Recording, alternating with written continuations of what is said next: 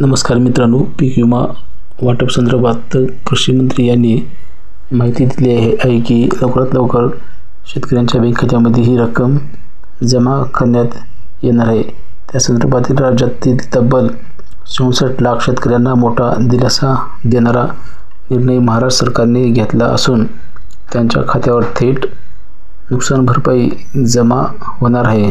शासनाने विमा कंपन्यांना देय असलेला प्रलंबित राज्य हिस्सा अनुदान वितरित करण्यास मान्यता दिली आहे। या निर्णयामुळे मागील विविध हंगामातील प्रलंबित नुकसान भरपाईची रक्कम शेतकऱ्यांच्या आधार संलग्न बँक खात्यावर थेट जमा होणार आहे।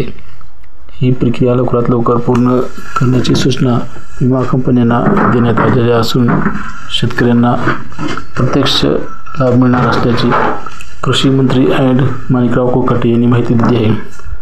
या अंतर्गत खरीप 2022 आणि रब्बी 2022-23 या हंगामासाठी व तसेच खरीप हंगाम 2023 साठी व रब्बी 2023-24 साठी व तसेच खरीप 2024 साठी आणि या शेतकऱ्यांसाठी नुकसान भरपाई रकमेचा लाभ राज्यातील 64 लाख लाभार्थ्यांना शेतकऱ्यांना मिळणार आहे।